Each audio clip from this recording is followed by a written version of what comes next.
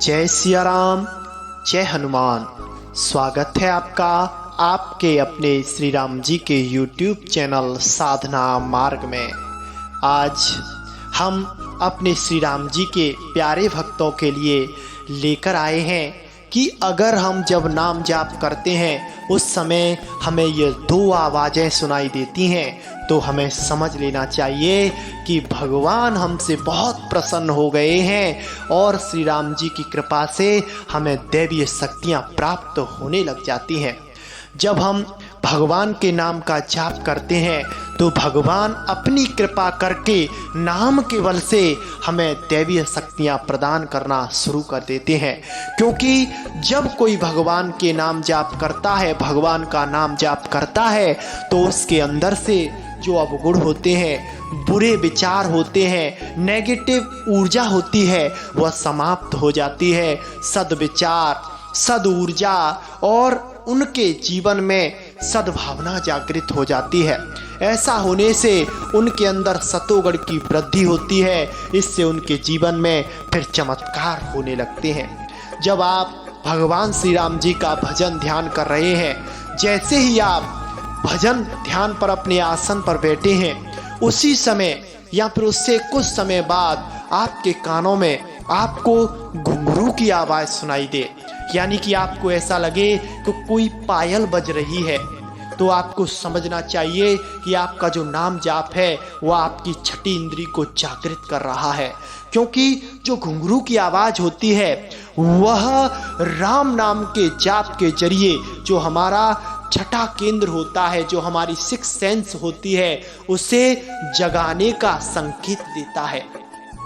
हमारे जो six sense है, जो छठी इंद्री है, जब वह एक्टिव होती है तो हमें तरह तरह की आवाज़ें होना शुरू हो जाती है।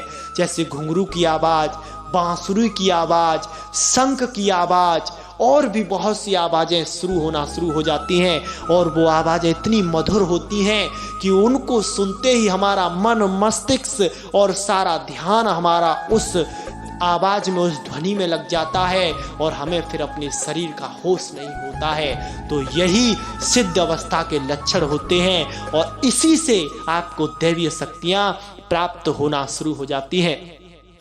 जब भगवान श्री राम जी का नाम जाप करने वाला अपने आप से ऊपर हटकर अपनी कर्मेंद्रियों से, अपनी इंद्रियों से, 5 कर्मेंद्रियों से, 5 ज्ञान इंद्रियों से, मन, बुद्धि, चित्त से ऊपर उठकर भगवान का जाप करता है तो भगवान के जो दैवीय गुण हैं, जो दैवीय शक्तियां हैं, रिद्धि सिद्धियां हैं, वह उसको प्राप्त होना शुरू हो जाती हैं।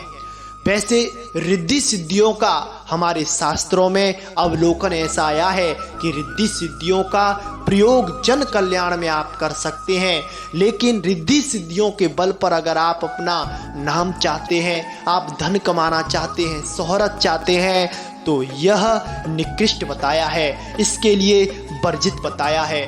नाम जाप के जरिए यहाँ पर आपको कोई दैवीय शक्तियाँ प्राप्त हो जाती हैं तो आप उनका प्रयोग अपने लिए नहीं, जन कल्याण में करें तो वह शक्तियाँ आपकी दिन दूनी रात चौगनी तरह से बढ़ती हैं। अगर आप इनका अपने स्वार्थ के लिए प्रयोग करते हैं तो वह शक्तियाँ धीरे धीरे नष्ट हो जाती हैं। हमने कई ऐसे साधक देखे हैं, कई ऐसे भक्त देखे हैं, वो हमें बताते हैं कि हम शुरुआत में नाम जाप कर देते थे तो हमारे पास कोई आता था तो हमें उसके मन की बात मालूम पड़ जाती थी।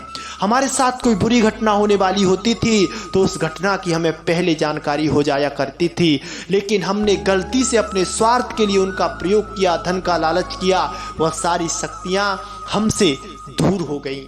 और जिनको ये शक्तियाँ प्राप्त होती हैं ना, वह अपने आप को छिपाते हैं, क्योंकि जैसे इन शक्तियों का प्रदर्शन होता है, जैसे इन शक्तियों को जो संसारी लोग देखते हैं तो वह चमत्कार समझकर उनसे जुड़ जाते हैं।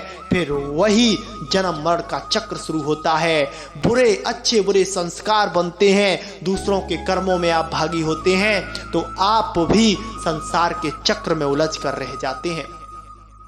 जो दूसरी आवाज़ होती है वह ये होती है कि जब आप नाम जाप कर रहे हैं और जिस भी आप मंत्र का जाप कर रहे हैं वह आपके बिना बोले आपके मन मस्तिष्क में चलने लगे। ऐसा आपको लगे कि मैं नाम जाप कर नहीं रहा हूँ, मेरा नाम जाप अपने आप हो रहा है, और वह नाम जाप आपको सुनाई देने लगे। यानी कि आप श्री राम जय राम बोल रहे हैं तो वह श्री राम जय जय राम मंत्र आपको सूक्ष्म अवस्था में सुनाई देने लगे। तो आपको समझना चाहिए कि यह सिद्ध अवस्था के लक्षण हैं। यह लक्षण आपको सिद्धियां प्राप्त कराते हैं, यह लक्षण आपको भगवान से मिलाते हैं, यह लक्षण आपके राम नाम की शक्तियों को जागृत करते हैं, यह लक्षण आपके अंदर दैवीय गुणों का संचार कर देते हैं। तो दोस्तों, अगर यह दो आवाज़ें आपको सुनाई दें तो आप सतर्क हो जाएं, सावधान हो जाएं और भी ज़्यादा नाम जाप करें, जिससे कि आपको भगवान की कृपा प्राप्त हो। और भगवान को अगर आपसे कुछ करवाना होगा जन कल्याण, तो वो आपको किसी न किसी माध्यम से उससे अवगत करा देंगे और वैसा आपसे वह करवा लेंगे। तो दोस्तों, आज के लिए बस इतना ही। मिलते हैं आपसे बहुत जल्दी एक ऐसी नई जानकारी के साथ। तब तक के लिए जय सिया राम, जय हनुमान।